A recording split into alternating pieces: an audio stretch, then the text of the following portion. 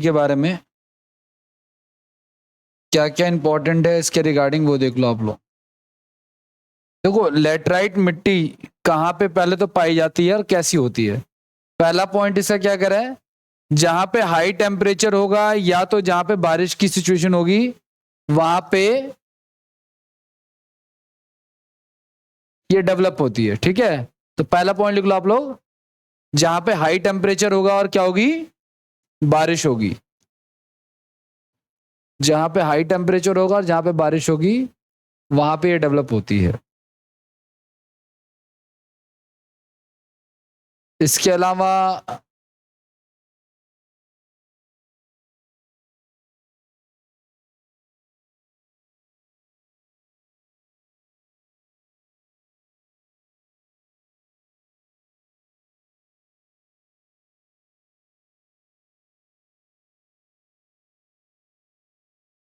देखो ये जो ग्रे वाला एरिया आप देख पा रहे हो ना, ये हमारा क्या है,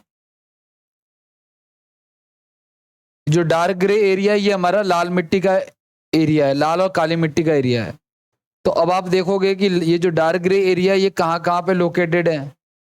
ठीक है ना, तो देखो ये वाला कुछ एरिया कर्नाटक का है ना, इधर आंध्र प्रदेश का, ठीक है, कुछ हिस्सा महाराष्ट्र का और आपका उड़ीसा उड़ीसा का, ठीक है ना, ये आपका छत्तीसगढ़ का कुछ एरिया है, शायद ये एमपी का कुछ एरिया है, ये एरिया कुछ आपका यूपी का है और कुछ एमपी का है, ये आपका गुजरात का कुछ एरिया और ये वाला। तो यहाँ पे क्या है, सारी सारी लाल मिट्टी पाई जाती है। ठीक है ना, आगे लिख लो आप लोग इसमें पॉइंट अगला। पहला मैंने क्या बोला, जहां पे बारिश ज्यादा होगी,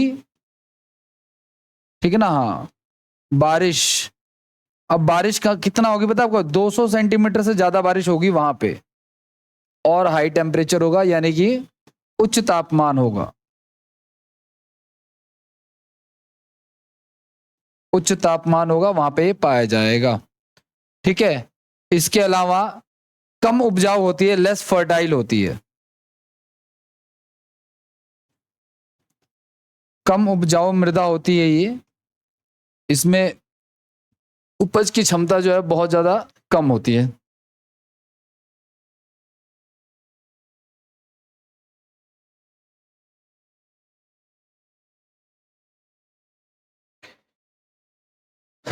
ये मृदा जो होती है ना, ये अम्लीय होती है, एसिडिक होती है।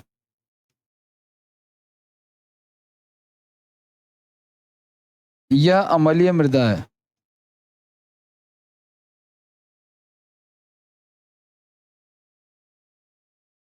अम्लीय मृदा है, एसिडिक है।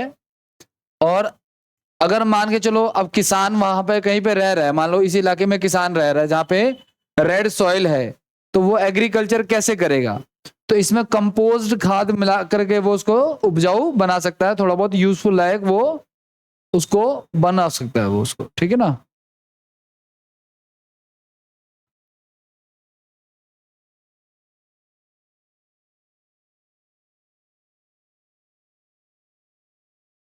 किस किस चीज के लिए उपयोगी होती है गई, चाय के लिए, मतलब यहाँ पे चाय की खेती हो सकती है इस मिट्टी में। ठीक है ना, इसके अलावा चाय के अलावा और कौन से हैं, चाय हो गया आपका, रबड़ हो गया, कॉफी हो गया, काजू हो गया, चाय, रबड़, कॉफी और काजू, इस सब का एग्रीकल्चर के लिए ठीक है ये।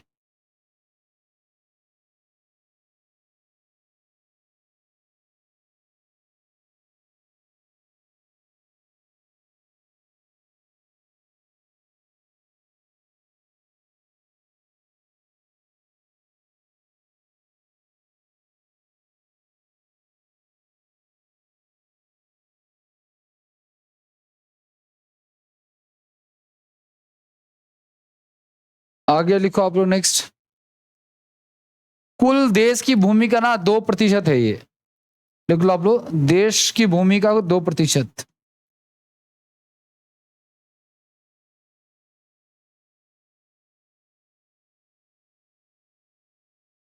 देश की भूमि का 2% है ये।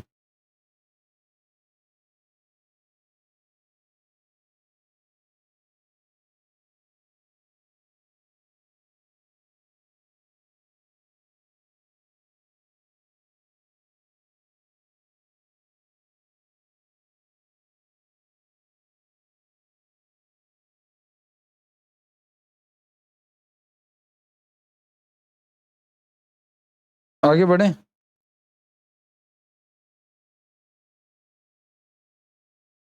नेक्स्ट पे आ जाओ।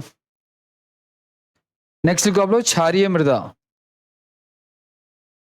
क्षारीय मृदा, इसमें था क्षारीय मृदा का कहीं? क्षारीय को हम लोग लवणीय मृदा भी कहते हैं।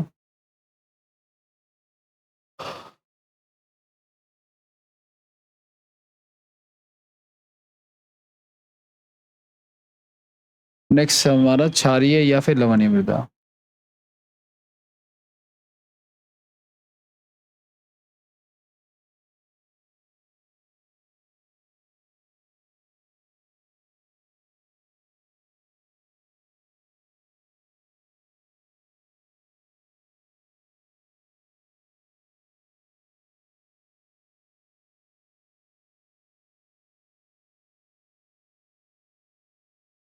उपजाऊ नहीं होती है, फर्टाइल नहीं होती है।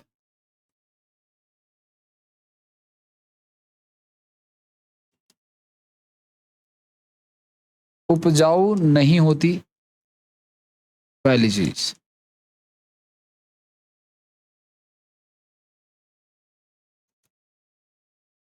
इसे ऊसर मिट्टी भी कहते हैं।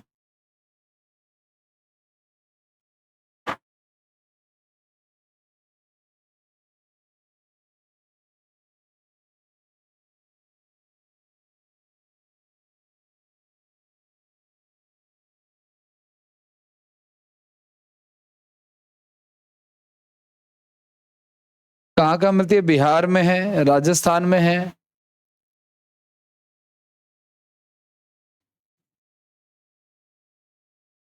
बिहार में पाई जाती है। Places where it is found, Bihar हो गया,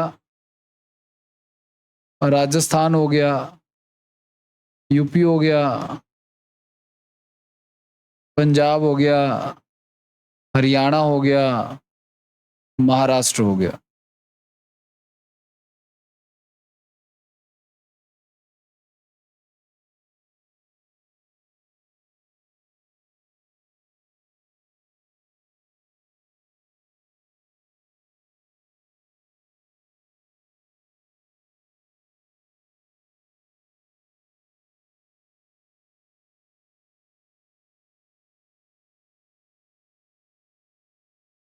नेक्स्ट लिखो आप शुष्क मिट्टी यानी कि एरिड सॉयल, सीआरटी।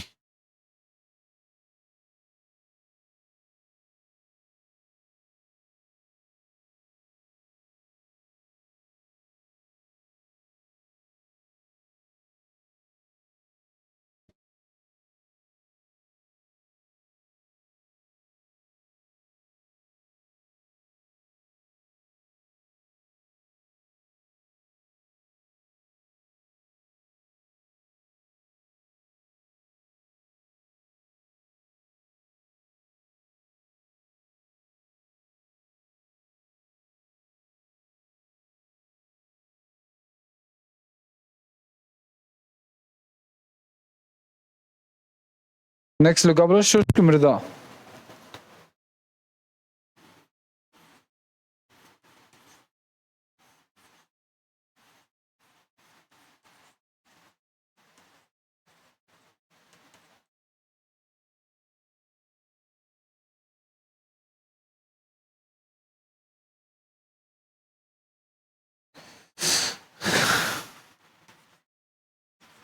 या 50 सेंटीमीटर से कम वर्षा।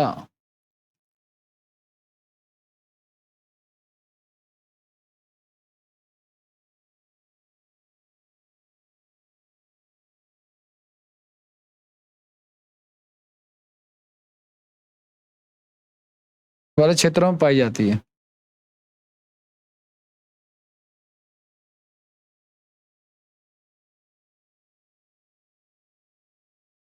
मतलब कि जहां पे पानी कम हो या बारिश का पानी जो है वो कम है।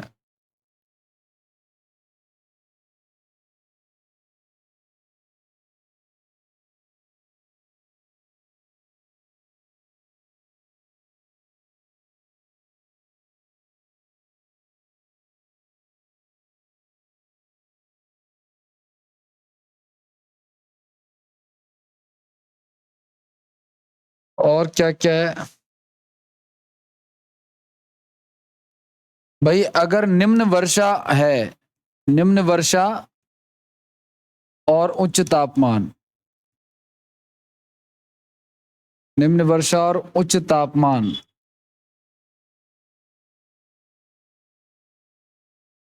इस मिट्टी के विकास के लिए आवश्यक है।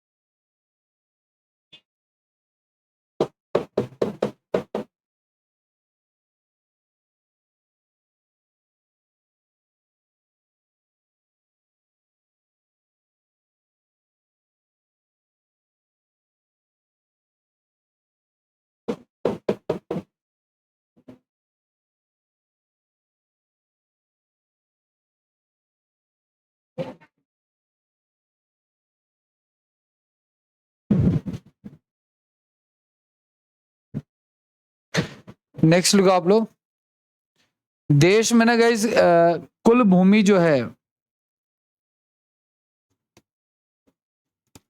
देश के कुल क्षेत्रफल का 9% पाई जाती है।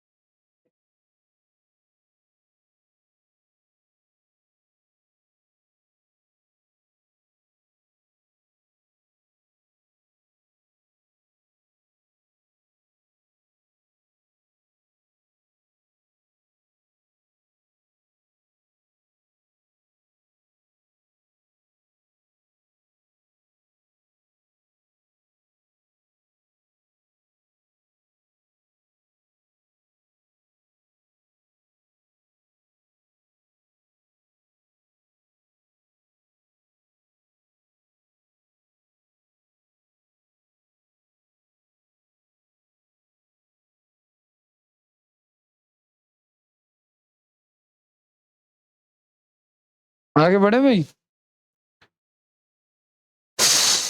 तो ये सारे मृदा के प्रकार हैं।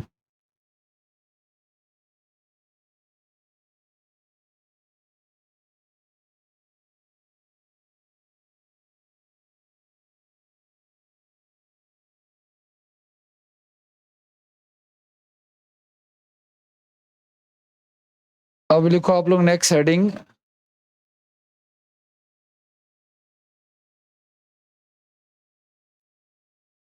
भारत के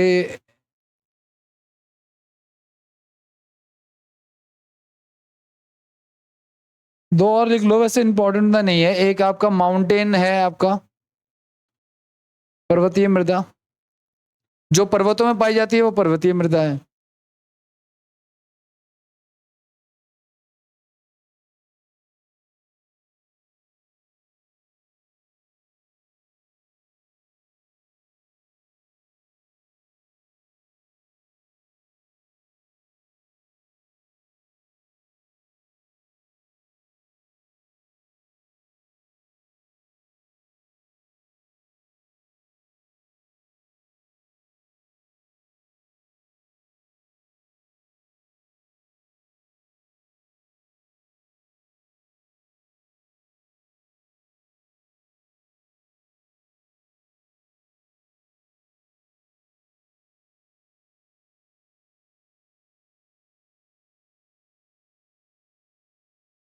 चाय कॉफी मसालों के लिए उपयोगी होती है।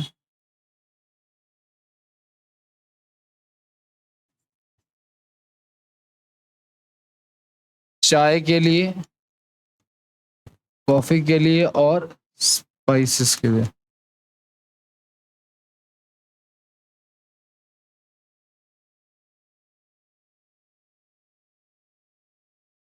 ठीक है, जहां पे पहाड़ है वहां पे पाए जाएंगे। पूरा जो ऊपर वाला जो हिमालयन रेंज है, जो आप देख रहे हो ना, हमने पढ़ा था ना, ट्रांस हिमालय, काराकोरम, ये सब, तो वो उस रेंज में पाया जाता है कंप्लीट।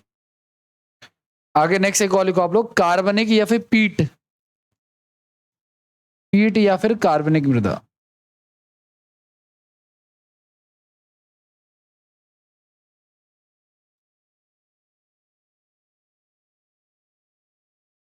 सर जी फिर सबमिट करो।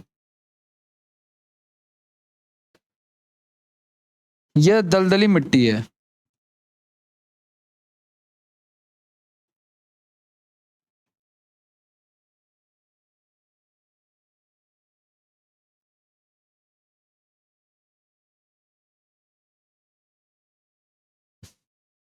कहाँ पे होती है? उच्च वर्षा प्लस उच्च आर्द्रता वाले क्षेत्र में होती है।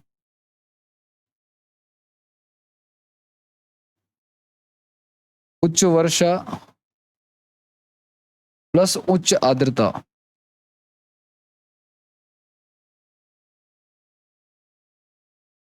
ठीक है,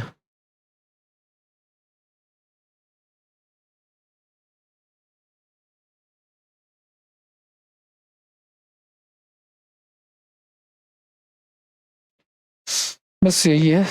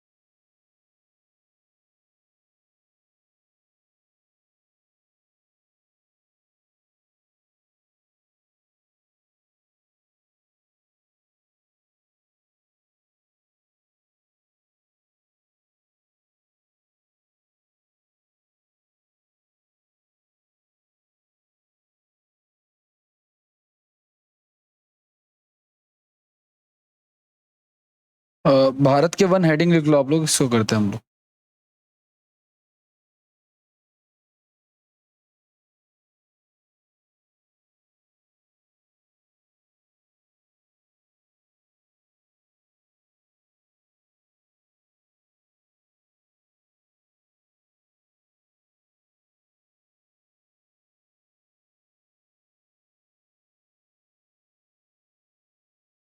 देखो, वनों को लेकर के ना पहली बार जो पॉलिसी बनी भारत में, वो 1984 में बनी, देश की पहली वन नीति।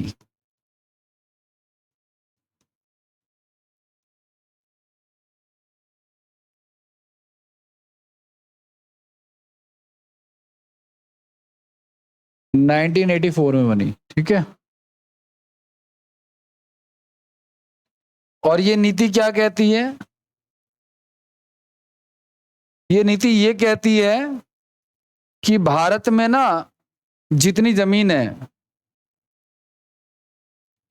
उसका 33% जो है वन होना चाहिए। क्या कहते हैं जमीन? पहला, भारत भारत के कुल क्षेत्र का कितना?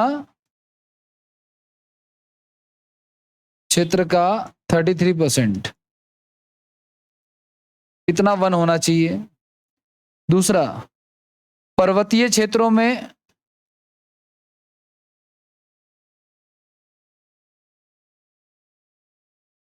66% होना चाहिए। जितने भी हमारे पर्वतीय क्षेत्र हैं उसमें, ठीक है, ये जो हमारा वन नीति है इसकी जो रिपोर्ट आती है हर एक 2 वर्ष पे आती है, वन सर्वेक्षण रिपोर्ट।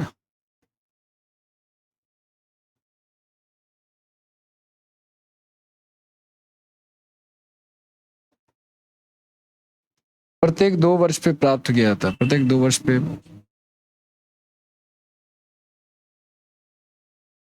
जारी होता है।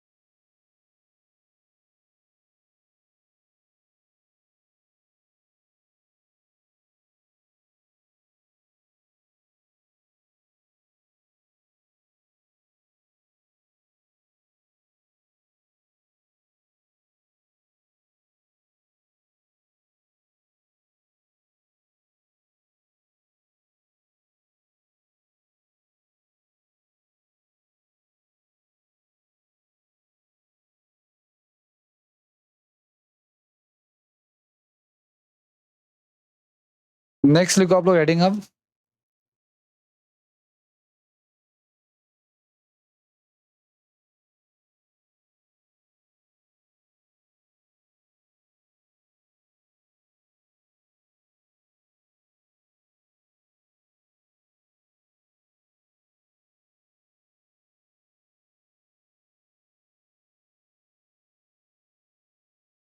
लिखो भारत राज्य वन रिपोर्ट 2021।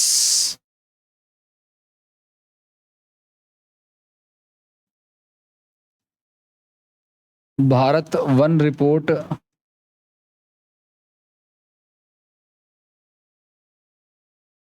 2021, ठीक है।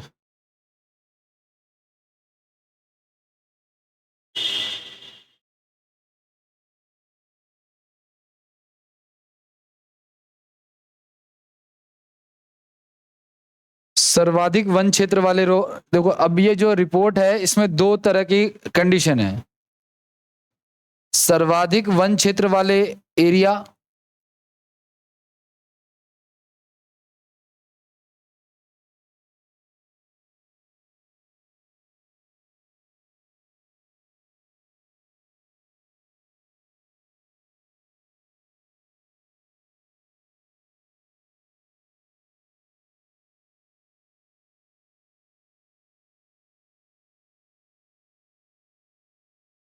ठीक है, और दूसरा है आपका कुल भूमि क्षेत्र से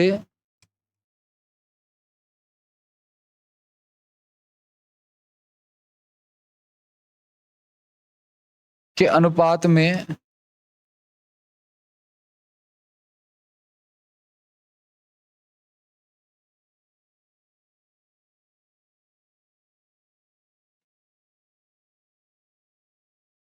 शीर्ष 5 राज्य। देखो ऐसे कौन से राज्य हैं जहां पे सबसे ज्यादा वन क्षेत्र पाए जाते हैं?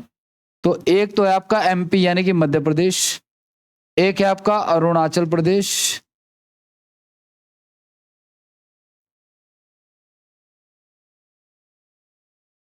एक है आपका छत्तीसगढ़,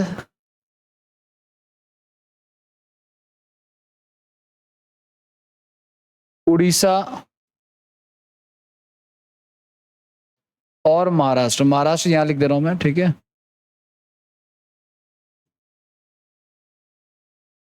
ये लास्ट में आएगा, ठीक है। और कुल भूमि क्षेत्र मतलब इनके पास इन इन राज्यों का भूमि तो कम है लेकिन फिर भी ज्यादा है इनका हिसाब किताब।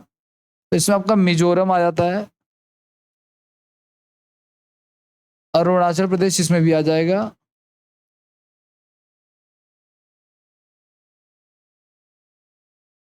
मेघालय,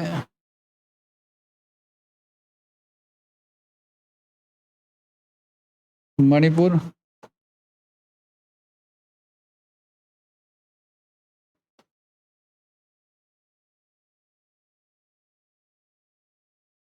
नागालैंड।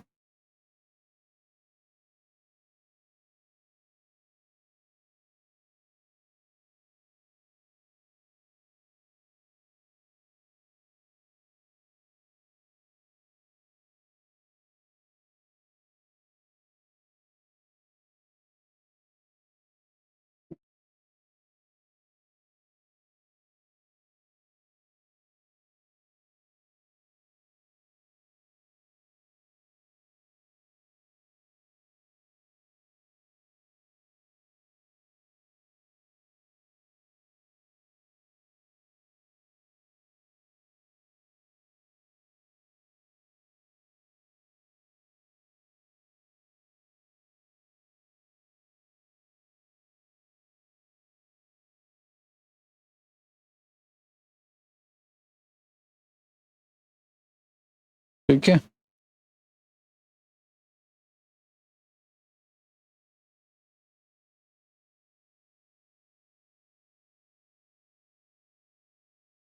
नेक्स्ट लिखो आप लोगों का वनों का वर्गीकरण। वनों का वर्गीकरण मत लिखना आप लोग ना,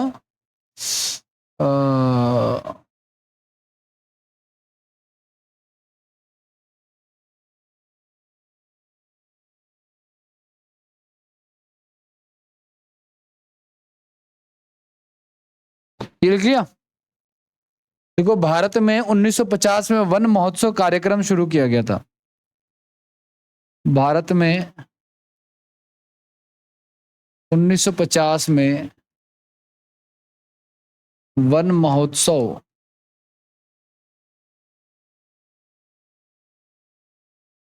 कार्यक्रम शुरू किया गया था।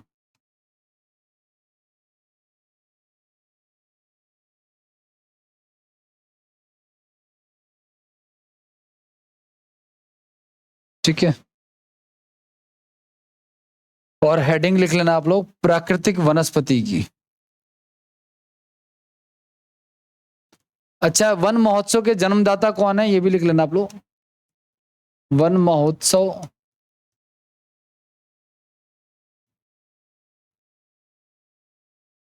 के जन्मदाता जो है वो डॉक्टर के.एम. मुंशी हैं।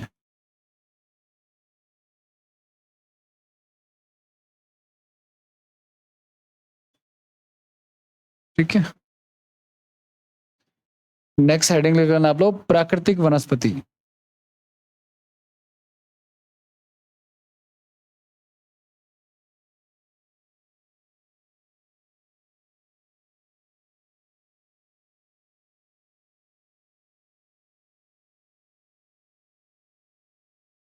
हो गया, आगे बढ़े।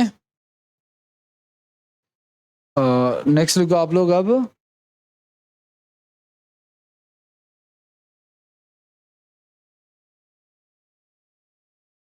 देखो सुनो, भारत में जो वन है ना वो वर्षा का अनुसरण करते हैं।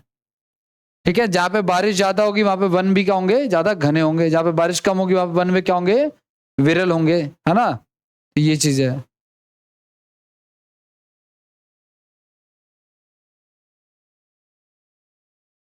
भारतीय वर्गों वनों का वर्गीकरण निम्न प्रकार से किया गया है। भारतीय वनों का वर्गीकरण निम्न प्रकार से किया गया है।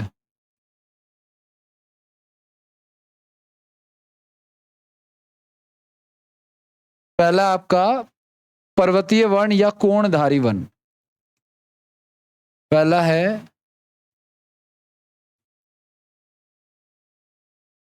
पर्वतीय वन या इसको कहते हैं हम लोग कोणधारी वन।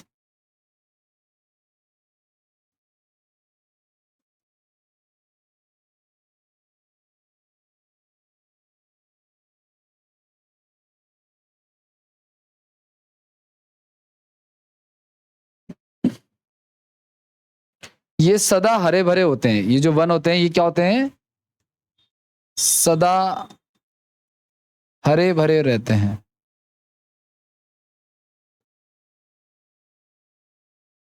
कैसे कैसे पेड़ पाए जाते हैं, इसके मुख्य वृक्ष क्या क्या है, इसके मुख्य वृक्ष हैं चीड़,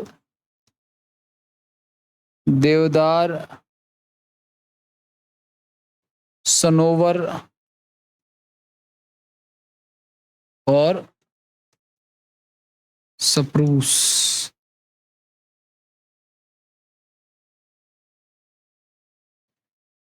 हिमालय और पर्वतीय क्षेत्रों में पाया जाता है। कॉनिकल क्यों, आप देखोगे, आप कभी पहाड़ों पर ट्रैवल करोगे तो पहाड़ों पे जो पेड़ पाए जाते हैं ना, देखना कभी आप, हमेशा इस शेप के नजर आएंगे आपको, वो दूर से ना वो कॉनिकल शेप के नजर आएंगे आपको। ठीक है, इसलिए इनका नाम जो है वो कॉनिकल शेप्स का रखा हो गया है, बोला गया इसको। 15 से 18 मीटर के होते हैं और लगभग 3000 मीटर की ऊंचाई पे पाए जाते हैं।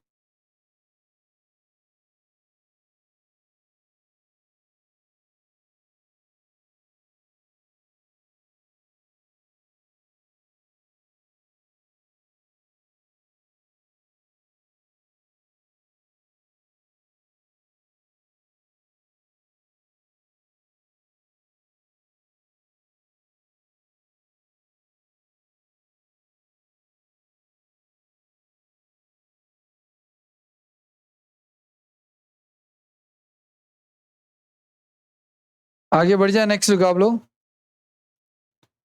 नेक्स्ट देखो उष्ण कटिबंधीय मानसूनी वन।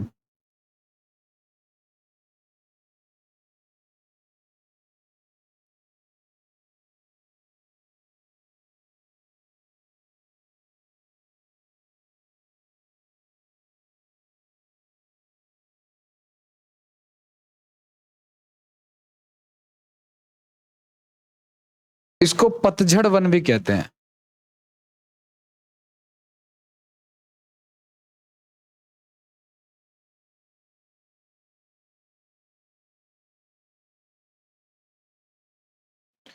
भाई बारिश शुरू होने से पहले इन वनों के जो पत्ते हैं ना वो झड़ जाते हैं। वर्षा शुरू होने से पहले,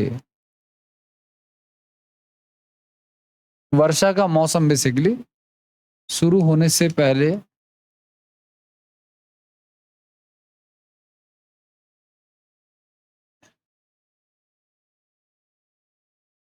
इसके पत्ते झड़ जाते हैं।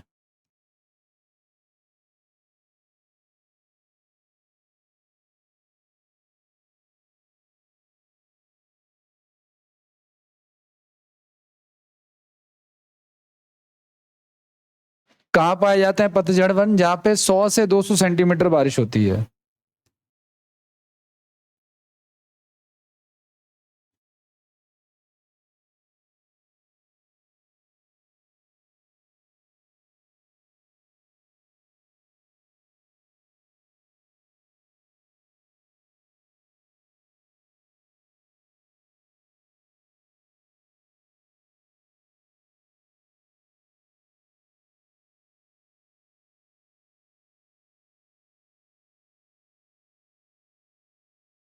ठीक है,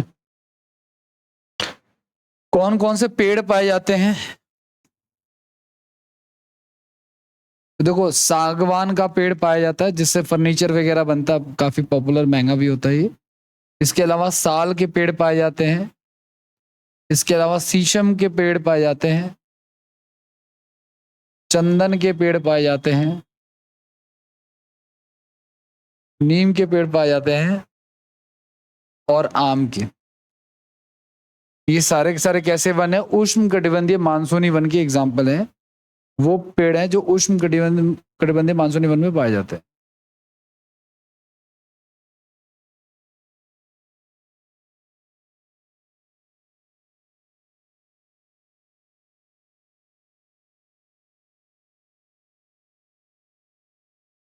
आगे बढ़ जाए। नेक्स्ट,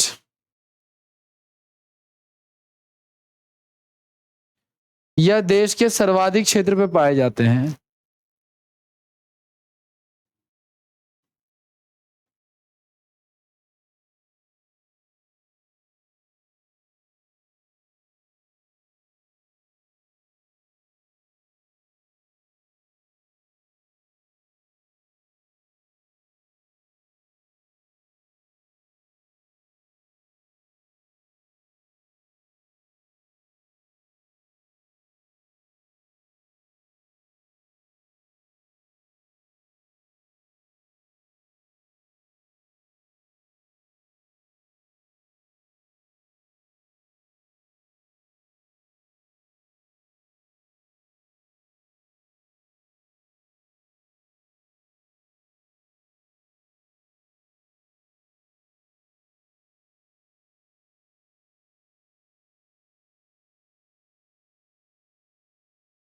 हो गया भाई, आगे बढ़े। नेक्स्ट लुक शुष्क वन यानी कि ड्राई फॉरेस्ट।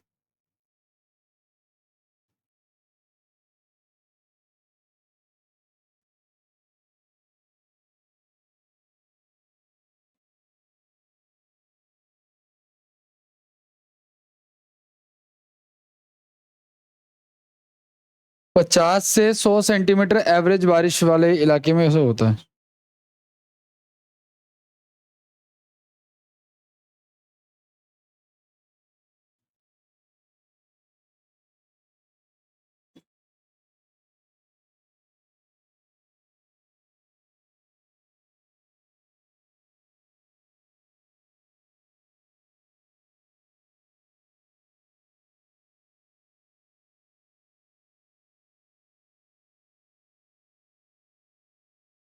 ज्यादा ऊंचे नहीं होते ये, है ना।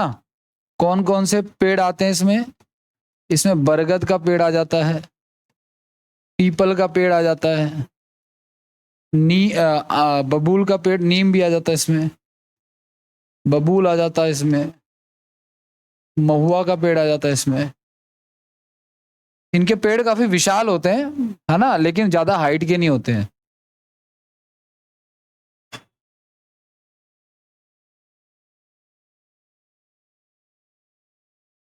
चौथा है मरुस्थलीय वन।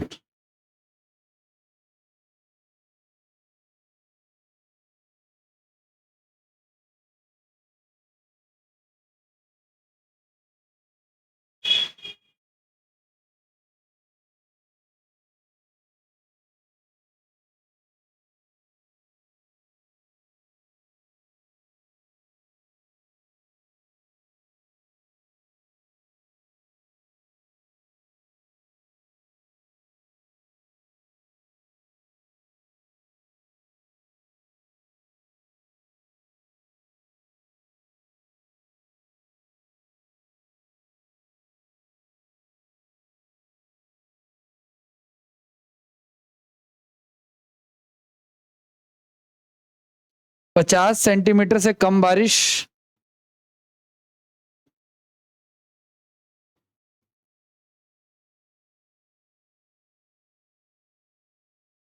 दूसरा, इस यहाँ पे जो पेड़ पाए जाते हैं उनके जो पत्ते होते हैं वो काफी छोटे होते हैं और कांटेदार पेड़ पाए जाते हैं ज्यादातर। ऐसे पौधे जिनमें कांटे लगे होते हैं या उनके पत्तों पर कांटे लगे होते हैं, उस प्रकार से।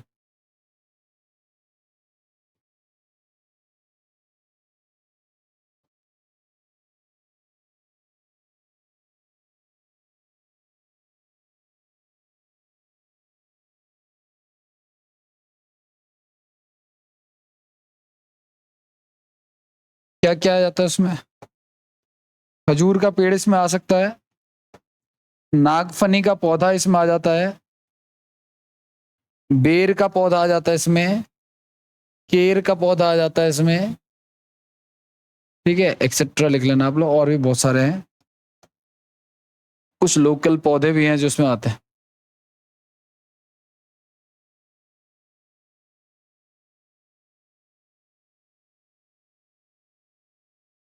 पहला कौन सा वन किया था हम लोगों ने?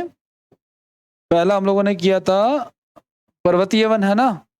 दूसरा किया हमने उष्ण कटिबंधीय, तीसरा किया शुष्क, और चौथा है ये, ध्यान रखना आप लोग, ये तीसरा हो गया हमारा, इससे पहले ये हमारा दूसरा हो गया, और उससे पहले ये हमारा पहला हो गया। ठीक है,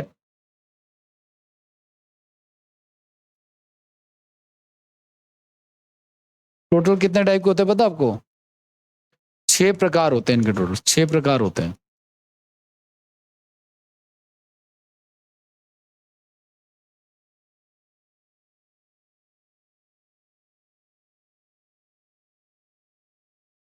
नेक्स्ट लिखो आप लोग, ज्वारीय या दलदली वन। ज्वारीय या दलदली वन।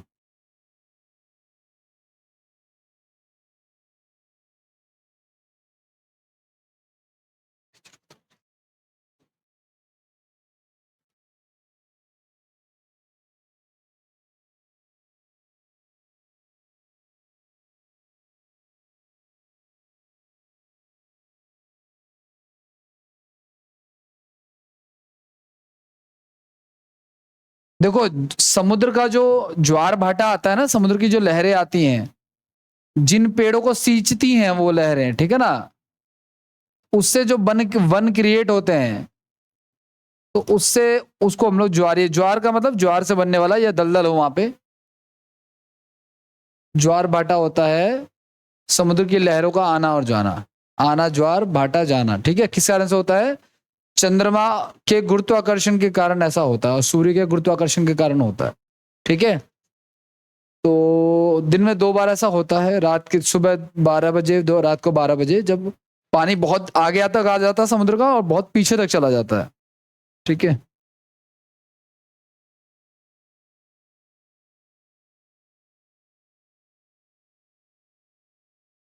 ज्वार भाटा के समय समुद्र का जल किनारे पर आता है।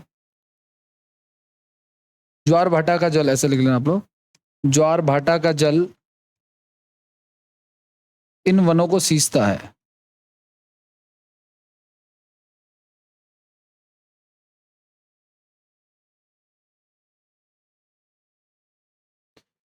इनको डेल्टा वन भी कहते हैं, क्योंकि डेल्टा ही होते हैं। ठीक है ना। अब देखो, जैसे अगर मैं बात करूं डेल्टा वन की ही, तो नदियों का जो पानी आ जाता है ना इसमें, उसके कारण से जो बनता है वो, जैसे कि देखो ये वाला, नदियां 2 प्रकार का क्रिएट करती हैं माहौल, एक होता है आपका एस्चुरी और एक होता है डेल्टा। अब देखो, जो जो नदियों का पानी आ रहा है, तो यहाँ पे जो वन क्रिएट होंगे, जो पौधे उगेंगे, वो हमारा उसके कारण से क्या कहलाएगा? ये डेल्टा ई वन कहता है। ठीक है, तो इसे डेल्टा ई वन भी कहते हैं।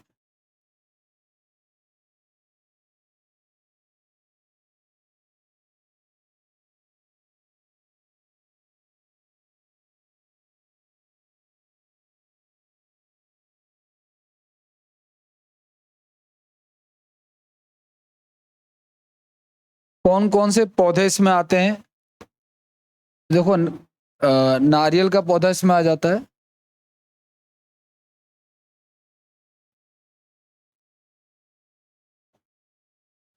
ताड़ का पेड़ इसमें आ जाता है। ठीक है, और इसके अलावा मैनग्रोव्स आ जाते हैं। वो पौधे जो डेल्टा के यहाँ पे उगते हैं ना, डेल्टा के, तो उसको मैनग्रोव्स कहते हैं। और सबसे ज्यादा ये पौधे पाए जाते हैं वेस्ट बंगाल में। सर्वाधिक कहाँ पे पाए जाते हैं? ताड़, जिससे नारियल जैसा ही बड़ा सा पेड़ होता है, ठीक है ना। हाँ, उसको पीते हैं उसको ताड़ी बोलते हैं, मुझे लगा तुम्हें पता नहीं होगा। हाँ, उससे ना नशा वशा होता है, लेकिन वैसा नहीं होता, मतलब कि ठीक है, लिमिट में पिया जाए तो फायदेमंद होता है, नेचुरली होता है, उसमें मक्खियां वक्खियां मरी रहती हैं। ठीक है, ताड़ का, उसका उसके फ्रूट को खाया जा सकता है, वो खा सकते हैं हम, जो लोग नशा नहीं करते। ठीक है, इसका सर्वाधिक विस्तार, तुम कहां से बिलोंग करती हो? एमपी से? यूपी से? यूपी में कहां से? अच्छा,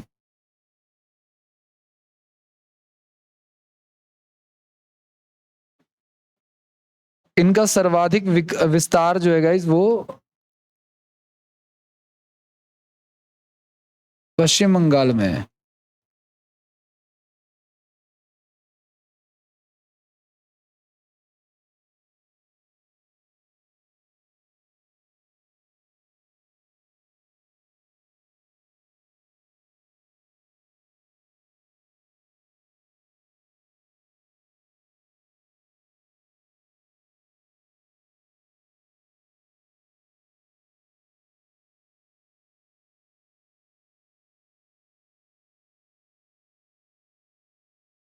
क्या हुआ?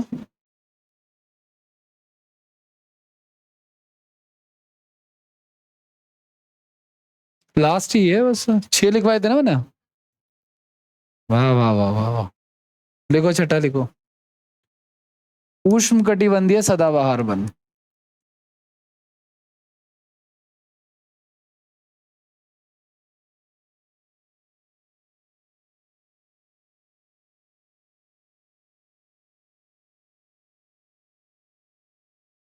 वन है। क्या चाहिए इनको उगने के लिए? किन वनों को उष्ण कटिबंधीय सदाबहार कहते हैं? जहां पे 22 डिग्री सेल्सियस टेम्परेचर हो और 200 सेंटीमीटर क्या हो, वर्षा हो।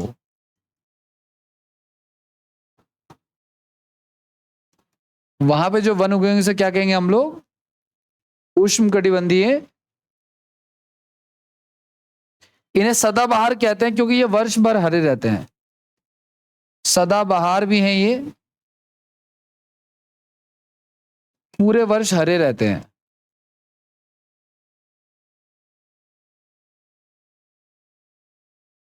ठीक है, क्या क्या आता है इसमें भाई? इसमें रबड़ जो होता है आपका, ये नारियल आ सकता है इसमें, बांस के वृक्ष आ सकते हैं। बांस एक प्रकार की घास होती है, याद रखना आप लोग। ठीक है, महोगनी आता है इसमें, रबड़ इसमें आ जाता है, रबड़ जिसे उगाए जाते हैं। ठीक है, इस प्रकार के। कहाँ पे पाए जाते हैं?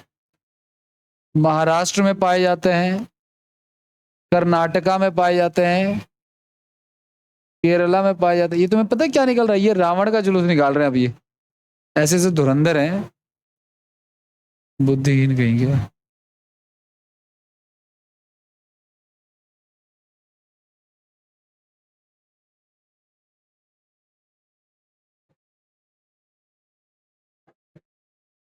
देख क्यों जरा।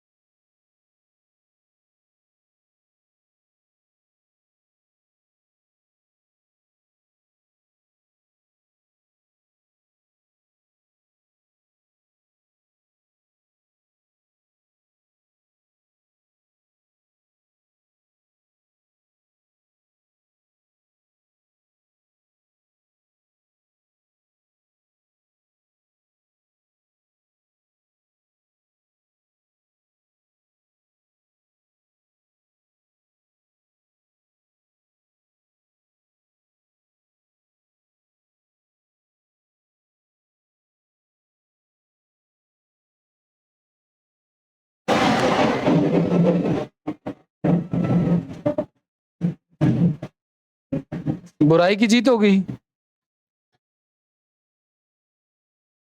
नहीं, माता की रैली क्यों निकली? रावण रावण बैठे हुए हैं, और राम जी भी शायद थे, पता नहीं।